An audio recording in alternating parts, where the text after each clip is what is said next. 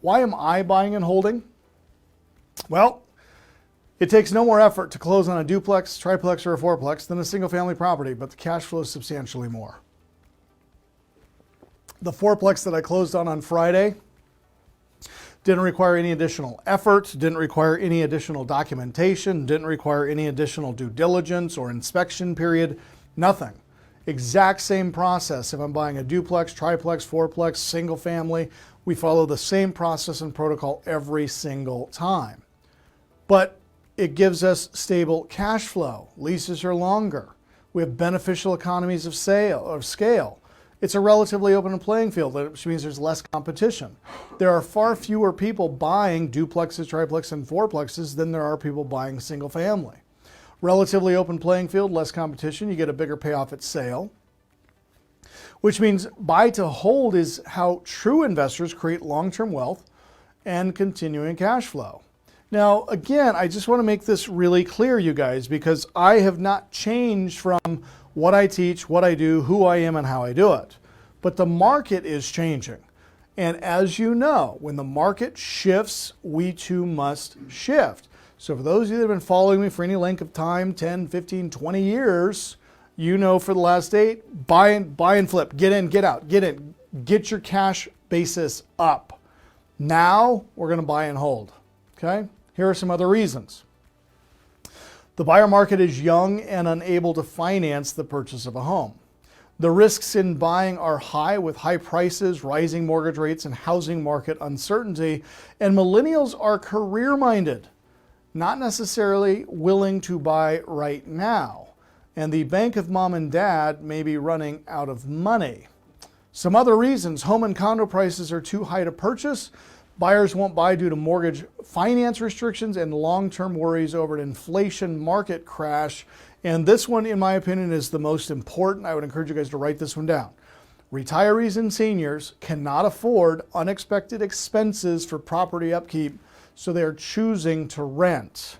Now, I want you to think about this for those of you that have aging parents or aging members of your family who are right now living on a fixed income. And that fixed income can be some type of a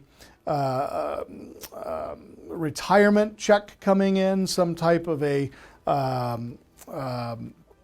insurance check, an annuity payment that they're receiving.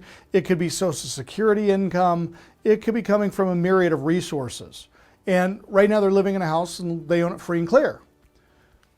But you don't actually ever own a home free and clear. And if you don't believe me, pay off your mortgage and stop paying your taxes and watch what happens. They can foreclose on your taxes. Now, we had a situation just last week. Property going to foreclosure sale, and you guys know that we track the foreclosure markets every day, week in, week out. We buy a lot of properties at foreclosure auction. But what we do is we pull the list of properties that are scheduled to go to sale a week in advance, and then we go out and we talk with all of the people that are going to sale, and we ask them, why are you losing your house to foreclosure sale? Why don't you do something about it? So we came across this woman living in a house, sweet old lady, 89 years old, and she didn't even know that she was in arrears on her mortgage.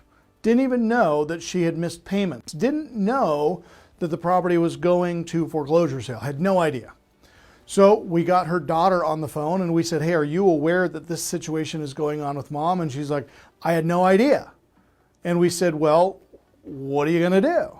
And she said, well, what are my options? And I said, well, your mom is about $20,000 in arrears. So if you bring $20,000, you can stop the sale. The property as it sits is worth about $180,000. Your mom owes $120,000, $125,000. So if you come in with $20,000 down, you'll be sitting in a property at $145,000 that's worth $180,000. And she says, well, what do I do if the house breaks? Who's going to fix that? I said, well, your mom would be responsible for that. And she says, well, mom can't afford that. And I said, okay, well, what do you want to do? And she said, She said, what if you bought it and then my mom just paid you rent, and then if anything broke, you could fix it? And I said, okay, so you want me to buy your mom's house and rent it to her? Yeah, because what she had just described, you guys, is what renting is. You pay a fixed amount of money every month. It's $1,300, it's $1,500, it's $2,000 a month. If something breaks, you call the property owner. They fix it at their cost, their expense. This is the best solution for people living on fixed income. So a lot of you are going to be looking at mom and dad and others that are aging out, and you're going to be thinking, okay, we need to sell their house, but then what? My best recommendation is this. How about you buy their house, you rent it to them, they pay you a fixed amount of money every month, and you own the asset.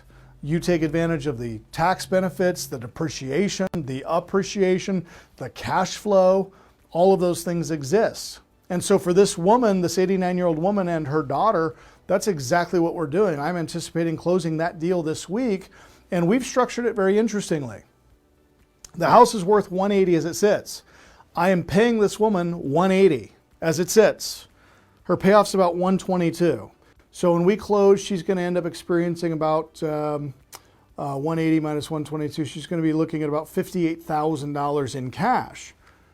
If she gets $58,000 cash at closing, it's going to be gone, because family members, when they find out somebody else has got a windfall of cash, they come in and they swoop in, and suddenly they want to be paid back for everything. In fact, even the daughter said, hey, when we close this thing, my mom owes me $523 because I bought her hearing aids 18 months ago and she never paid me back. So can you put that on the HUD when you close? And we were like, okay, we'll put it on the HUD.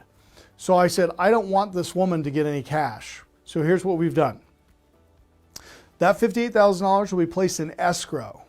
The market rent for this house is $1,300 a month. She can't afford that. She's got $2,000 a month fixed income. That's all she's got. Okay. So I said, we're going to take the 58 grand, we're going to shove it in an account, and we're going to charge her $300 a month in rent, which comes out of her pocket. Market rent is $1,300. So she'll contribute $300. We'll draw down $1,000 from here, which means she has 58 months of rent at $300 a month. Okay.